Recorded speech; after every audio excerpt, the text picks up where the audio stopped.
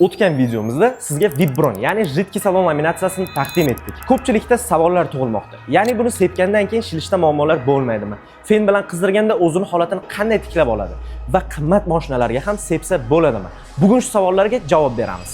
O'zi aslida jiddiy laminatsiyani shilib tashlashga hojat bo'lmaydi. Chunki laminatsiya borligi bilinmay turadi. Agar mobodo olib tashlamoqchi bo'lsangiz, xozyaйственный magazinlarda sotiladigan smifka sepiladi va bir necha daqiqadan so'ng artib tashlanadi. Xavotir olmang, salon detallaringizga umuman zarar keltirmaydi. Ikkinchisi, agarda jiddiy laminatsiya qirilib qoladigan bo'lsa, fen bilan qizdirganda bemalol o'zini holatini qaytarsa bo'ladi. Uchinchisi, qimmat mashinalarga albatta ishlatsa bo'ladi. Ma'lumot uchun mana bu mashina mashhur xonandamizning mashinalari. Kimnikiligini kommentariyada yozib keting, bilganlar.